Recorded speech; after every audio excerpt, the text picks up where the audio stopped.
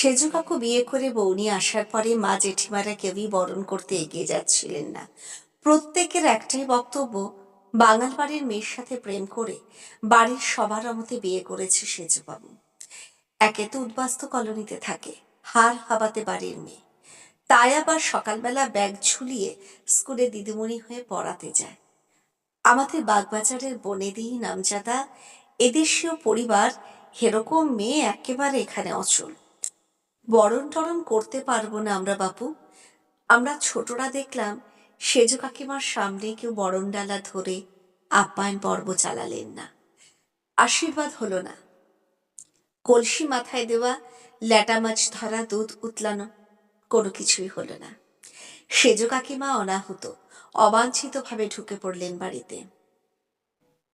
সেজ কাকুর ঘরখানা দোতলার একেবারে শেষ সীমানায়। সেই ঘরের পাশে আমাদের বাতিল জিনিসপত্র রাখার ঘর। বাড়ির কেউই নিতান্ত প্রয়োজন ছাড়া খুব একটা সেদিকে যেত না।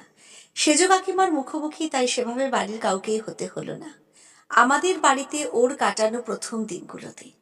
সেজ কাকিমার শ্বশুর বাড়ির মানুষদের থেকে পাওয়া তীব্র অসম্মান মাথায় নিয়ে শুরু করলেন তার নতুন সংসার যাত্রা। মর্নিং স্কুলে পড়াতেন সেজ কাকিমা, ভোরবেলা শুধু মুখে বেরিয়ে যেতেন বাড়ি থেকে।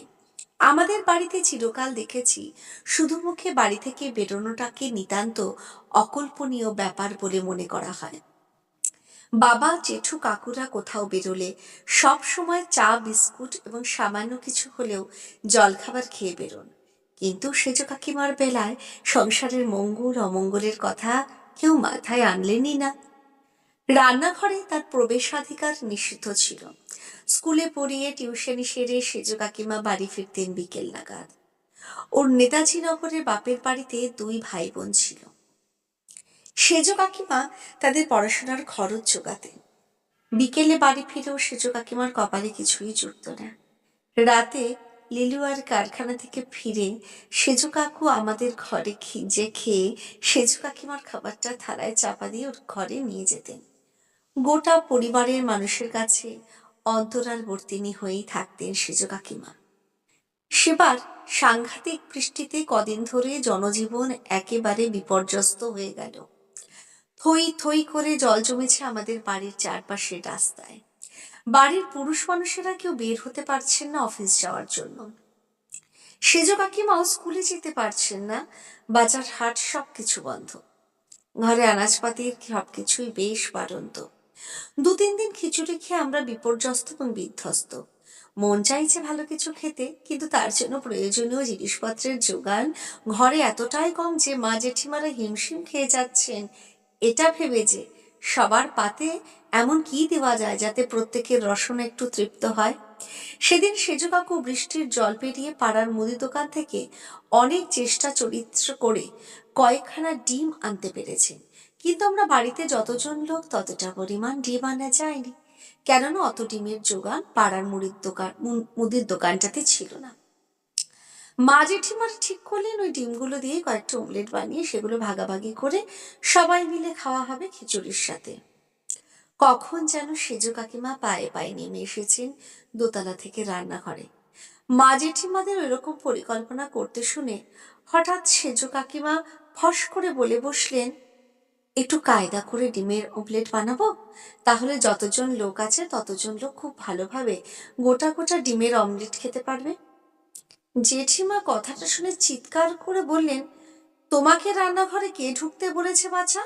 এঠোকাটা বাজবিচার নেই, চলে এলেন অমলেট বানাতে আমাদের রান্নাঘরে। বাঙাল বাড়ির মেয়েরা জানতাম নির্লজ্জ হয়, এতখানি বেহায়া হয় জানা ছিল না। কথাগুলো জ্যাঠাবাবুদের কানেও গেছে ততক্ষণে, আমরাও ছোটরাও শুনে ফেলেছি। দাদা ভাই বলল, শোনোই না তোমরা সেজ কাকিমা কিরকম অমলেট বানাতে চাইছে? এই কটা ডিমে তো সবার গোটা গোটা অমলেট পাতে পড়বে না। সেজ কাকিমার নতুন রান্নাটা কেমন হয় দেখি সবাই খেয়ে। অত্যন্ত বিরক্ত মুখে মা জেঠিমারা সেজ কাকিমাকে রান্নাঘরে ঢুকতে দিলেন। সে সময় তো আর বাড়িতে যখন তখন ক্যামেরায় ছবি তোলার তেমন চল ছিল না। চল থাকলে আমি নিশ্চিত সেজ কাকু সেদিন সেজ কাকিমার মুখের একখানা ছবি তুলে রাখতেন, মুহূর্তটাকে পরবর্তীকালে দেখার জন্য। অপমান আর আনন্দ মিলে মিশে মানুষের মুখে যে অদ্ভুত হাসিটা দেখা যায় তা সেদিন প্রথম দেখতে পেলুম সেজ কাকিমার মুখখানা দেখে। সেজ কাকিমা বানিয়েছিলেন মুসুর ডাল দিয়ে ডিমের অমলেট। প্রথমে মুসুর ডাল খুব ভালো করে ধুয়ে খানিকক্ষণ সময় ভিজিয়ে রাখলেন সেজ কাকিমা। তারপর শিল নোড়ায় সেই ভেজানো ডাল পিষে পিষে বাটলেন সামান্য আদা কুচি, রসুন কুচি আর কাঁচা লঙ্কা দিয়ে। অত্যন্ত নিষ্ঠার সঙ্গে বাড়িতে থাকা সামান্য কয়েকটা পেঁয়াজ কুচিয়েছিলেন। সেদিন সেজ কাকিমা ওই দিয়ে আমাদের দুপুরের খাবার আয়োজন করলেন। তারপরে মুসুর ডাল বাটার সঙ্গে সামান্য সর্ষের তেল আর পরিমাণ মতো নুন দিয়ে ডিমগুলো ভালো করে ফেটিয়ে নিলেন। আমরা দেখলাম মুসুর ডাল আর ডিম একসঙ্গে মিশ্রিত অবস্থায় বেশ অনেকখানি গোলা তৈরি হলো অমলেট বানানোর জন্য। তারপর আমাদের বাড়ির বড় চাটুতে সর্ষের তেল গরম করে সেজ কাকিমা দক্ষ হাতে ভাজতে শুরু করলেন এক একটি অমলেট। সেই অমলেটের সোনালী বর্ণ দেখে আমাদের সবার খিদে পেয়ে গেল প্রবল। খিচুড়ি আগেই রান্না করা ছিল। বাবা, কাকা, জ্যাঠাবাবুরা আর আমরা ছোটরা সবাই মিলে বসে পড়লুম খিচুড়ি দিয়ে সেজ কাকিমার বানানো সেই অভিনব অমলেট খেতে। কি অপূর্ব যে খেতে লেগেছিল সেদিন গরম খিচুড়ির সঙ্গে গোটা গোটা অমলেট। একদম অন্যরকম খেতে ছিল সেই স্বাদ। কি ভালো যে লেগেছিল। সবাই ধন্য ধন্য করতে শুরু করলাম সেজ কাকিমার রান্নার। মা, কাকিমণি, জেঠিমারা আমাদের ছোটদের প্রবল পীড়াপিড়িতে একটু একটু করে হাতে নিলেন সেই অভিনব ডিমের অমলেট। খাবার সময় মুখখানা দেখেই বুঝে যাচ্ছিলাম যে ওদেরও যথেষ্ট ভালো লেগেছিল সেই মুসুর ডাল বাটার সাথে ডিম মিশিয়ে বানানো অমলেট। সেজ কাকিমা অমলেট বানিয়ে চুপচাপ সন্ত্রস্তভাবে রান্নাঘর থেকে বেরিয়ে খাবার ঘরের এক কোনায় দাঁড়িয়েছিলেন। সবার খাওয়া হলে সেজ কাকু কাকিমার খাবারটা রোজকার মতো বেড়ে নিয়ে ওপরের ঘরে যখন চলে যাচ্ছেন তখন জ্যাঠাবাবু বললেন, এবার থেকে সেজবউ সবার সাথে খাবার ঘরে বসে নিচেই খেও, আর মাঝে মাঝে তোমার অভিনব কিছু রান্না বানিয়ে আমাদের সবাইকে খাওয়াবে। রান্নার হাতখানি তোমার যথেষ্ট পরিপক্ক, সেটা একদিন এই অমলেট খেয়েই বুঝে ফেললাম। সেজ কাকুর মুখখানা কৃতজ্ঞতায় আর আনন্দে মাখামাখি হয়ে গেল একদম জ্যাঠাবাবুর কথাটা শুনে। সেজ কাকিমা জ্যাঠাবাবুকে প্রণাম করে বললেন, আশীর্বাদ করবেন বর্দা, আপনার দেওয়া এই সম্মানের মান যেন আমি আজীবন রাখতে পারি।